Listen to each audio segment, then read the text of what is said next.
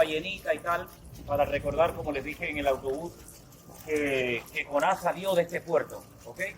El otro puerto que vamos a visitar ahora, que es la ciudad de Cesarea, era mucho mayor que este, pero bueno, de este puerto dice la Biblia que salió Jonás, un hombre siervo de Jonás no existía el puerto de Cesarea. Aún no habrá, no, de Cesarea no, eso fue posterior. Pero este puerto de aguas no muy profundas fue de donde salió Jonás. Ahora, yo pensaba anoche, si su intención era ir de aquí a Tarsis, ese pasaje tuvo que costar un dineral.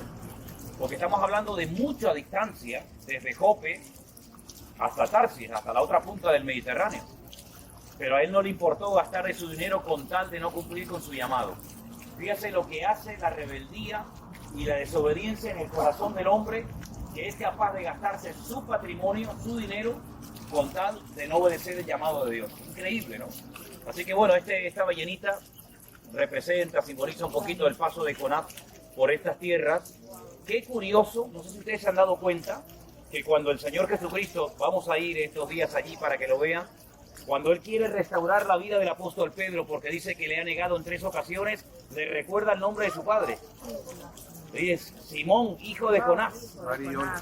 Y tú dices, qué cosa rara, ¿no? Ah, es que guarda una relación, ¿no? Entre uno y otro. Así que si quieren sacarse una foto todos juntos o por separado aquí, porque de aquí nos vamos a la casa de Simón el Curtidor, que allí hay mucho más cosas que explicar, ¿les parece? Así que sáquense las fotos y vamos para allá.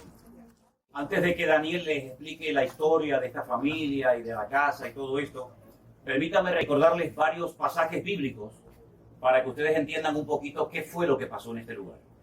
Ustedes saben que había en la época del Señor Jesús una ciudad que hoy en día se conoce con el nombre de Panias, pero en aquellos tiempos se conocía como Cesarea de Filipo.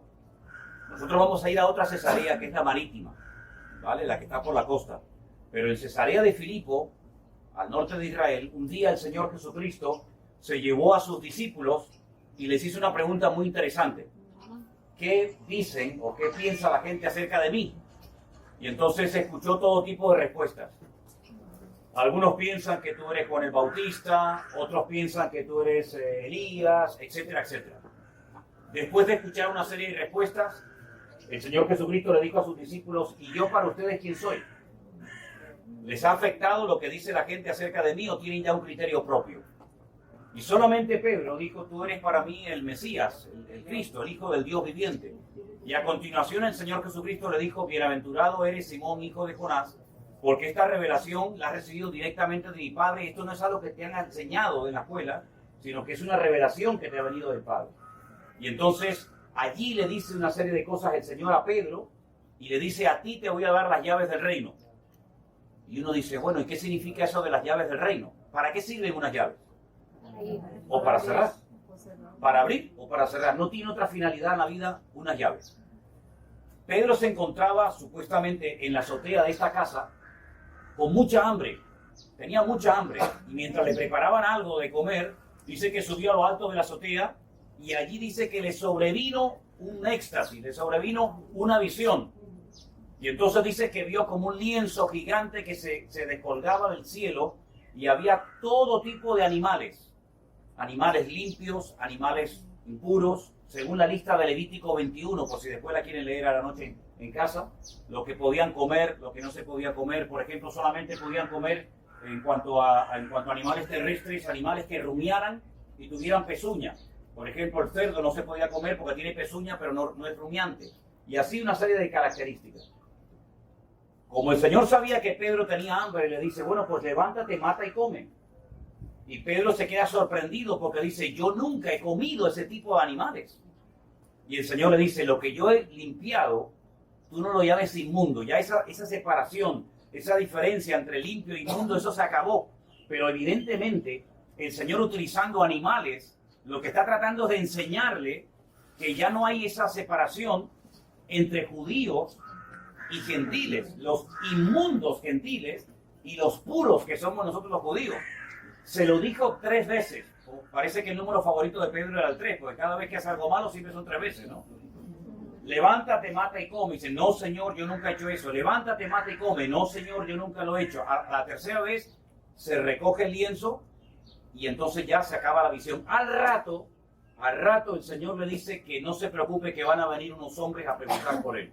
Vienen desde Cesarea de Filipo, vienen caminando, pero probablemente. Fíjense el tiempo que vamos a tardar cuando nos marchemos de aquí, desde aquí hasta Cesarea de Filipo, y de ahora van a ver en la Biblia, a partir de ahora, los días que tardaban de ir a un sitio a ir a otro.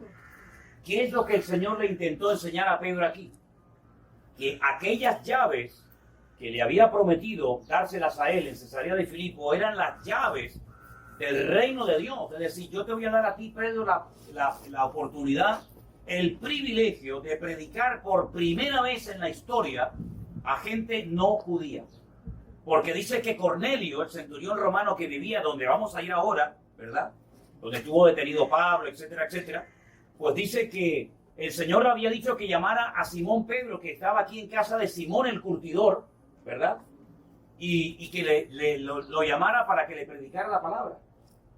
Cuando Pedro llega a la casa de Simón, de Cornelio, le dices, cuán abominable es para un judío entrar a la casa de un gentil. Pero ya el Señor lo estuvo preparando en la azotea de esta casa, diciéndole, tú vete allí, predica la palabra a gente que no son judíos, porque ya no hay esa diferencia que ha habido siempre entre ellos y ustedes, sino que ahora todos han sido, digamos, son uno, y que todos necesitan al mismo Señor y al mismo Salvador. Entonces, este lugar es muy importante cuando ustedes leen el libro de los Hechos, porque primeramente el Señor preparó la vida de Pedro. Ya él sabía que tenía una responsabilidad de abrir algo, de abrir la puerta a los gentiles, que estaba cerrada porque los judíos no querían predicar la palabra a gente no judía. Dense en cuenta que aquí en Jope, hemos hablado recientemente de él ahora, hubo un profeta que bajó de Jerusalén hasta aquí, que hay un montón de kilómetros, huyendo porque no quería ir a los gentiles, a Nínive, a Siria, a predicarles el evangelio. Y aquí, años más tarde, vuelve a traer el Señor a otro hombre que es hijo de Jonás, no de aquel Jonás, evidentemente, sino de otro señor que tenía el mismo nombre, y le hace un llamamiento, entre comillas, muy parecido. Vete a la casa de un centurión romano, un gentil, a predicarles mi palabra. Y en este caso, gracias a Dios que fue, pero no con muchas ganas que digamos, pero bueno, pero por lo menos fue para allá. Así que este lugar, la mayoría o muchísima gente que llevan años viviendo aquí ni siquiera lo conocen. El matrimonio que nos vino a visitar anoche, que viven aquí en Tel Aviv, yo le dije, oye, qué bendición tienen ustedes que viven cerca de la casa de Simón el curtidor, donde estuvo Pedro, y me dicen, ¿ah, sí? ¿Y eso dónde está? Digo, aquí en Jope, al lado de tu casa. Dice, pues llevo 12 años viviendo aquí y no sabía eso. Bueno, para eso vine yo de España, para decirlo a ti. Entonces, tienen el privilegio de estar en un lugar que mucha gente ni sabe lo que significa esto, pero que es un lugar muy importante en la historia bíblica, porque aquí el Señor, repito, preparó mentalmente a Pedro para el encuentro que iba a tener en cuestión de días en la casa de Cornelio So I'll cherish every moment, every day, for your love has lit my path in everywhere. In the tender touch of your hand, I find the strength to rise and stand through every trial, every tear we've shed. Your love's been the shelter where I find my bed.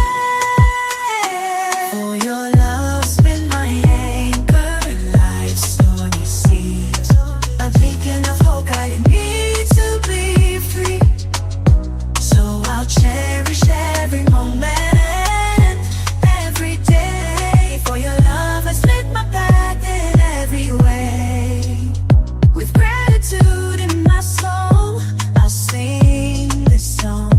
For the love we share is steadfast and strong. el centurión. Así que, pero esto es lo bíblico. Para eso hemos venido aquí, y ahora lo histórico se lo explica Daniel. Y después se sacan todas las fotografías que quieren. Y ahora, si quieren, saluden a la cantidad de hermanos que nos están viendo de todas partes del mundo en tiempo real, en directo. Que Dios les bendiga. Saludos desde la ciudad de Jope. Dios les bendiga a todos los hermanos. Dios bendiga a los hermanos.